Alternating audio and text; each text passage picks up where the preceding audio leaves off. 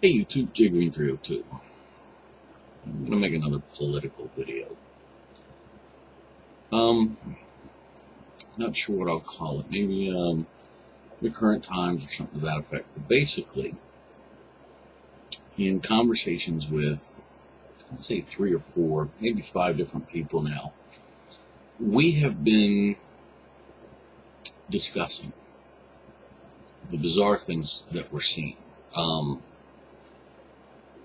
Hard to describe our conversations. None of us watch TV. We are not in front of the 60 hertz of mind-numbing nonsense that's being fed into our brains. We read the news, and everybody's seeing it. Everybody subtly knows that something's going on. But I happened upon something I thought I'd share with everybody because there's a couple of real good clinchers in all of this. So, there's stuff that goes on locally, and there's stuff that goes on in your state, and then there's stuff that goes on nationally that we see, and then there's statecraft, and then there's the stuff that governments do between each other, and then there's the sneaky, nasty stuff that they're doing. Well, most people don't think up here. They think down here, where the news is, pay attention to this, pay attention to this. You never get a chance to think, what am I not paying attention to? So let me give you some things to ponder. Keywords: Obama, Federal Reserve, petrodollar. So to start this conversation, I can tell you this. Only a fool would head up to, say, New York and New Jersey and think that he was going to sit down and mess with mafia money. People know better. Only a fool would go to the casinos, especially in Las Vegas, and try to rip them off. Anybody that's seen Oceans 11, 12, and 13, they kind of let you know. One guy actually almost made it to the door, or out the door. But you get my point. Go rob a bank. And I don't mean a couple $1,000s worth that mean nothing to them. Rob a bank of a couple million. And watch what kind of, serious attention you get. Rule of thumb, anytime you're around a lot of money, you're in a lot of trouble. The more money, the more trouble. So, who is the king? Top of the pyramid of the money deal happens to be the Federal Reserve. Now, there's been a couple of presidents that tried to end the Federal Reserve. I know 2, but they say there's 5. They say Andrew Jackson survived the assassination attempt, Abraham Lincoln, who was killed, James Garfield, William McKinley, and John Kennedy. And after that, something changed. They come through the door and they're told, you do this, you'll be dead. And it all went quiet. So, where am I going with all this? Well, I've come across an interesting connect the dots discussion. And there's a lot of background to this, but the short version is, if you look at the recent history in the last 20 years, where do we keep going to war? Middle East. Everybody that we went to war had what? They sold oil. What is the petrodollar? The petrodollar is an agreement that was made that all oil was to be traded in U.S. dollars. Federal Reserve money. Every country that we've gone to war with tried to get off the U.S. dollar standard for selling oil. Iraq tried it. and we went to war with them. Gaddafi tried it. He wanted to go to something called the dinar and sell gold on that standard. And they dragged his body through streets. Iran is now selling oil to China and Russia and everybody else for gold. They're off the petrodollar. Well, if you stop, you can remember last year it was hammer, hammer, hammer. You know, Iran's got nuclear weapons. Iran's making nuclear weapons. Iran's replay Iraq, Afghanistan, you name it. Same playbook. So they kept going, they kept going, they kept going. Well, they couldn't make it work against Iran. So what did they do? They started on Syria, who's directly tied with Iran, like a back door. And then the Snowden thing happened. And suddenly you don't hear any war drums. Did you notice? There's the Syria thing went quiet. The Iran thing went quiet. So, what is going on? Well, here's a couple of theories. I'm going to back it up. The theory is that Obama is a puppet to the Federal Reserve, bought and paid for. This might explain how he magically was a poor black child in Chicago and suddenly managed to go to a law school. You know, they never explained how in the hell he managed to get paid to get into law school. And you see the pictures. He's walking around smoking dope. He don't give a shit. And he happens to go to law school for constitutional law. And he gets his law degree, smoking pot, being gay, doing whatever the fuck he wants. Comes out of that and winds up with a degree. He gets a job as a community organizer. Okay.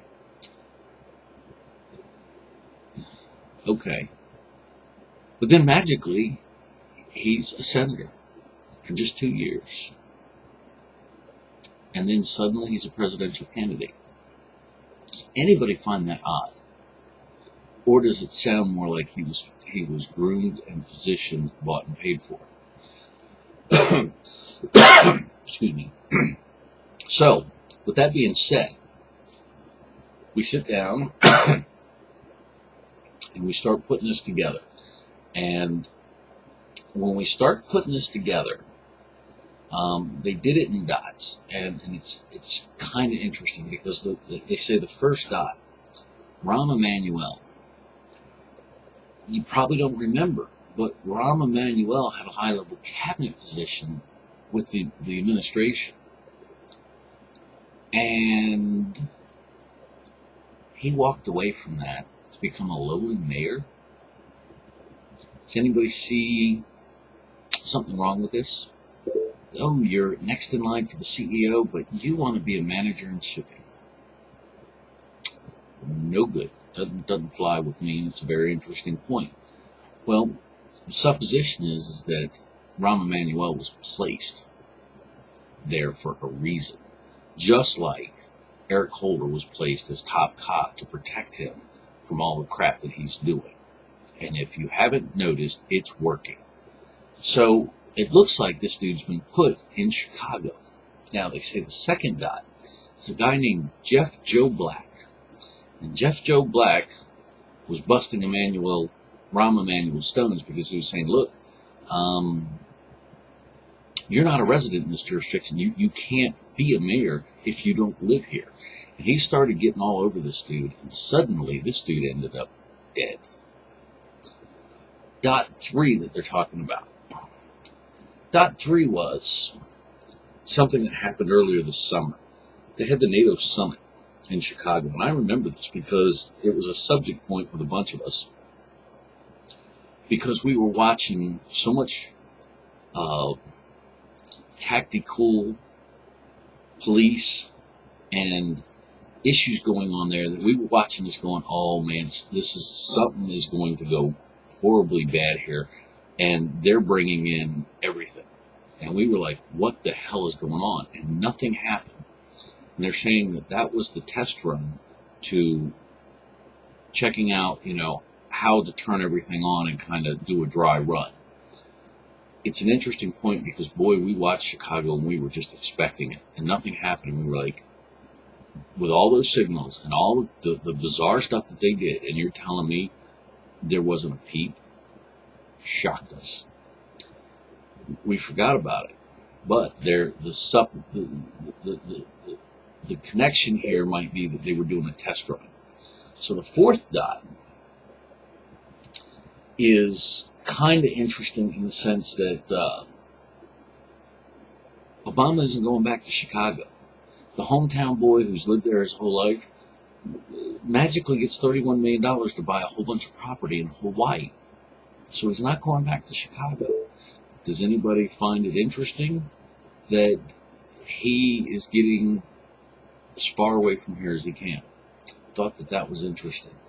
And then, right about the time Snowden boogied, we had the IRS scandal, we had the AP scandal, all new Benghazi stuff showed up.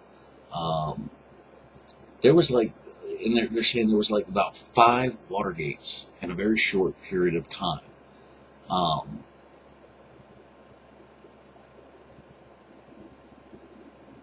It's distraction. For example, the NSA scandal. Let's talk about that just for a second. The NSA scandal. Something's going on, and so they come out and they say, well, the NSA was spying. They're spying on people. Yeah? If you stop and think about it, that's what the NSA does. What have you been told? What new information did you just get? Nothing. You think you were getting some news. You got nothing. Everybody knows that's what the NSA does. To what level? It's NSA. But of course they're spying on everybody. Of course they're doing it without warrants. You don't think the United States Supreme Court suddenly says your right to remain silent indicates that you might be guilty unless the NSA tapped them because they were screwing 12-year-old boys and said, look, you're going to vote the way we want, or we're going to just blow you out of the water. How do you think the Supreme Court suddenly does something that bizarre? Did anybody notice that when they were talking about, they had a vote to repeal those broad sweeping NSA things, and magically all of our congressmen said, oh no, we'll just quietly, and there was no arguments, there was no filibusters, there was no stomping of the feet. They came in, they quietly got together, they voted it down, they said no, this will continue, these were our congressmen and senators, and there was no grandstanding. Nothing. It was like business as usual. Why? Because the NSA's got something on all of them, and they didn't want this to happen, and the bottom line is they called in Marcus and they said, look, you're not going to be a senator in a week if you don't vote the way we want, and this does not get turned off. And quietly it happens. Why do you think the NSA listens on everything? They got them all. The question is, who has the NSA in their back pocket? It's an interesting question, but I digress. So, Snowden thing. Well, mind you, our bought and paid for lackey. It's bought and paid for by the petrodollar. The Federal Reserve, who's interested in the petrodollar and keeping the money Ponzi thing going on because it's a big scam. And there's so much money involved, they can buy a president and put him in place. This dude, if he doesn't want a bullet in his head, is going to do what the Federal Reserve is telling him to, because just like John F. Kennedy, they'll shoot the son of a bitch. And they've gotten away with it many times. So it's not like it's an idle threat. The president doesn't mean shit to these people. So the suggestion here is that there's some interesting things going on, and they're saying that they might be setting Chicago up for a false flag.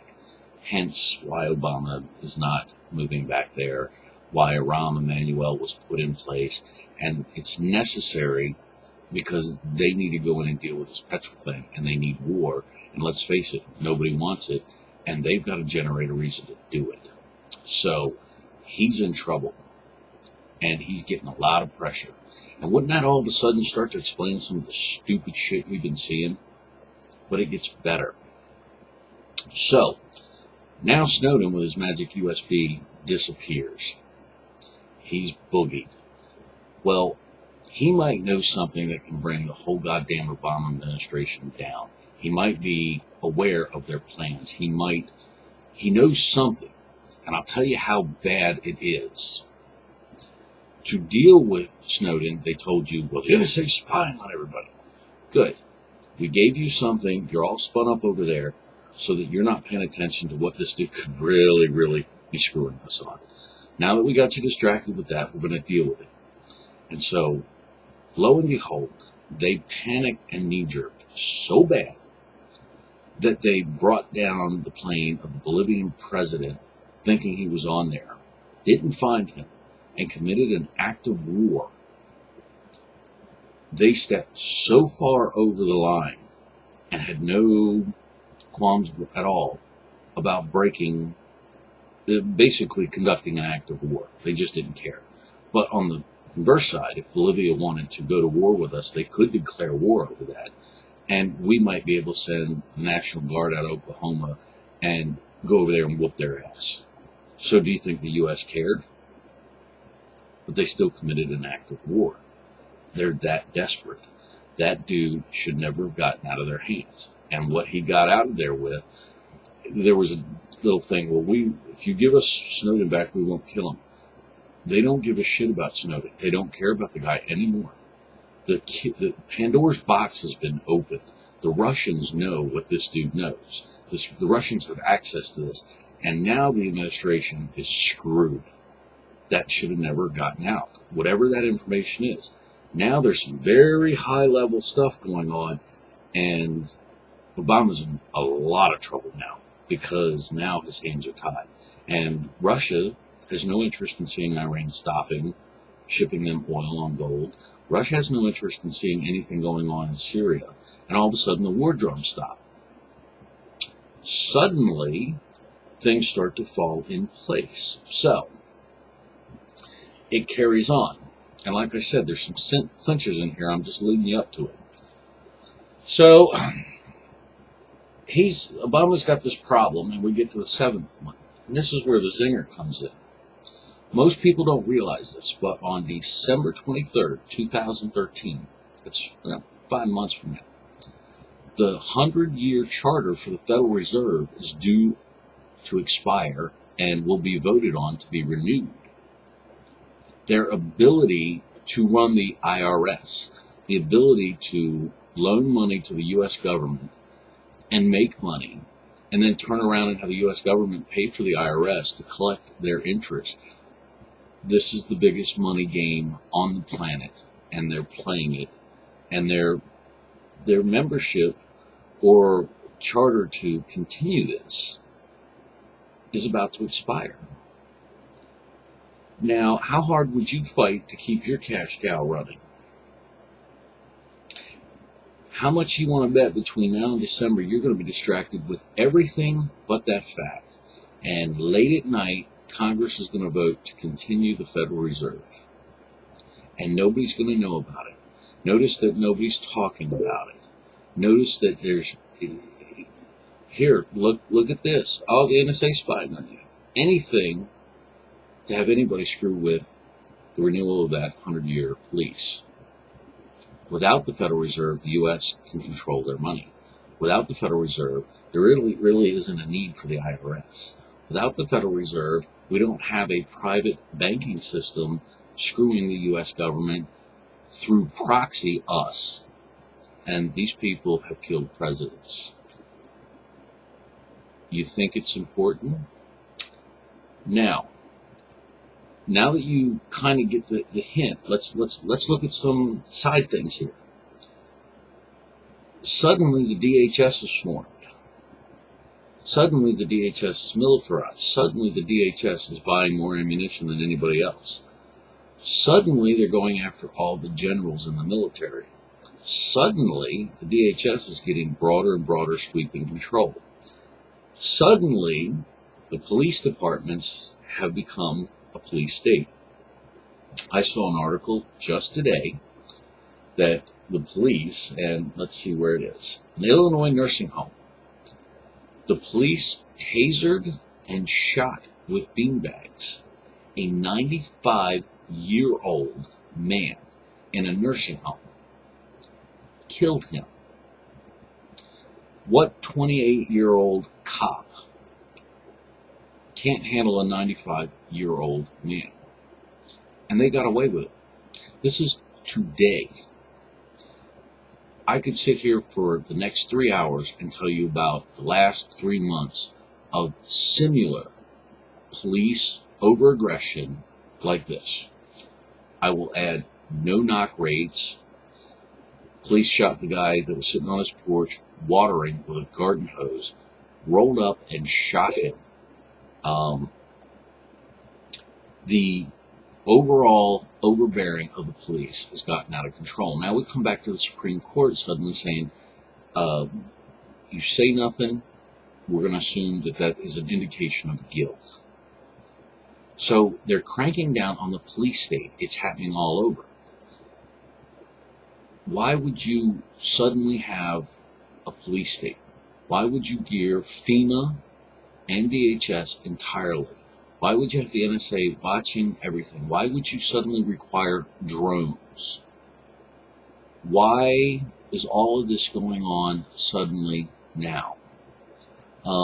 Side note of interest, Mayor Bloomberg may be facing 2,000 felony gun charges because it is believed that he sent money to Arizona because Arizona didn't have enough money to do the gun buyback program at $100 a gun, which is what they normally do. They didn't have the money. Money magically showed up and they bought $2,100 food cards and traded it for the guns. According to the law, you cannot, no matter who you are, buy guns across the state line in quantity through proxy by your money. That's 2,000 counts of felony. So these people are playing by a different set of rules. They're doing different things. They're maneuvering for reasons that you have not been told. It doesn't make sense, the cover stories, and I will add to this, the Boston bomber. That cop that put those pictures out. One thing that everybody seems to forget. Well, the Boston bomber's in the hospital, and we can't get a statement because he was shot in the throat.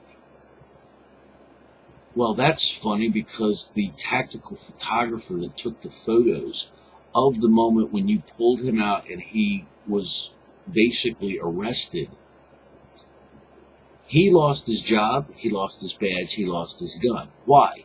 Because those pictures proved this dude wasn't shot in the throat. And where there's one lie, there's more lies. They didn't want anything coming out of that dude's mouth, and they didn't want it, so they lied. They lied even when the truth would serve them. So if they lied on something so small where it didn't make any difference, they could have just said, we're not saying anything, this is now a case, and leave it at that, which is common, and everybody would have bought it. No, they said this dude was shot in the throat. Lies beget lies. If you're upfront and honest, everything happened the way it is, you have no reason to lie. So I say where there's one lie, there's 1,000. And I'll bet you they're full of them. So something's going on. That's not leading me to believe the Boston bombing was anything but a false flag, and absolutely. They're coming after the guns. They're trying to reduce the ammunition. We've heard that they're putting 5.56 ammo out there. It's loaded to 5.56 specs, but if you look at the casings, only half the casings are NATO spec, which means half the rounds are likely to expand, failure to eject, or pop because they're dangerous ammunition. And we have found it. From Winchester, 1,000 rounds came in. Everything was checked, about 50%. It was sent back by somebody I know. We're talking about it in the gun store. We spot check a couple of boxes of 5.56. And sure enough, half of them are non-NATO casings that make that round dangerously loaded, because a NATO casing round is thicker. The military boys picked up on it immediately. Yet, they're putting it out there and it's more than one manufacturer. Now, if you start buying 5.56 ammunition and all of a sudden your gun doesn't fire when you need it to fire, while the opponents, whoever they may be, have consistent good ammo, well. It's all theory. But my version starts to make a little bit more sense. I'm still working on the Chicago thing. I'm not really sure about the false flag issues there, but I do know that the war drums have stopped beating. I do know that the Federal Reserve is coming up for renewal. I do know that nobody's mentioning it, talking about it. I do know that people are getting killed. Who was that other guy that got killed in the car crash? People are being silenced. The government is knee-jerking hard and committing acts of war.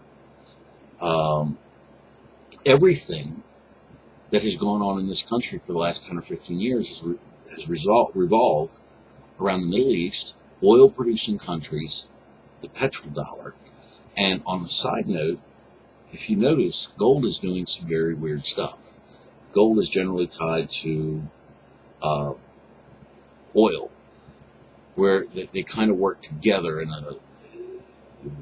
it's hard to explain. But I'm watching gold, I'm watching the petrodollar, I'm watching some of the things, and this is how these people make money.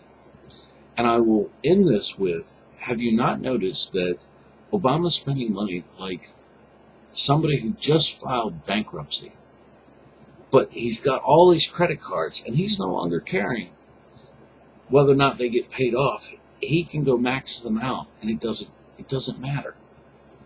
So he just goes and starts spending. He's going to spend all he can, because once bankruptcy shuts everything off, he's not paying it back anyway. Well, gee, dude, that doesn't make sense. Okay, can you explain to me why this son of a bitch has been in office for almost, 2 terms, and he's never once had a budget? And then explain to me how Congress has let him get away with running this country for 8 years with no damn budget. And then explain to me how this dude has a confirmed false Social Security number and a confirmed false birth certificate, which are felonies. And Congress is doing nothing. Nobody's looking into it. Nobody's pushing the issue. Why is Congress looking in? Oh, we're going to look into Benghazi. We're going to look into the SEAL team helicopter accident. You stupid son of a bitches. You need to be paying attention to who the hell put somebody who's not qualified into our country and made him president. But are they? No. And I'll tell you why. Because the NSA knows that they're all screwing 12-year-old boys, and they got the proof, and there's nothing they can do about it, so they call them up and say, you do stupid shit. Think I'm wrong? How about this? Somebody explain to me why the fuck they want to put a monument or a state park or whatever the hell it is on the goddamn moon. Explain to me how somebody in their right mind could think that this is what we should do when we don't even have a space program. This is what congressmen wrote up to vote on. And you wonder what the hell is going on? Distractions. Nobody's that damn stupid. And Congress is in on this all the way.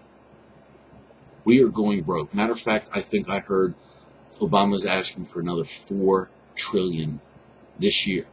So he's going to basically $5 trillion in debt in 1 year. It's like a guy that knows that it's going away. What else could you, what other logical scenario can you dream up that somebody would go and spend money at the most insane rate in the history of mankind with total disregard, and 530 congressmen and senators turn their head? Something's going on. I hope some of this makes you all think, what? Let the light come on. Something big's coming. Thanks for listening.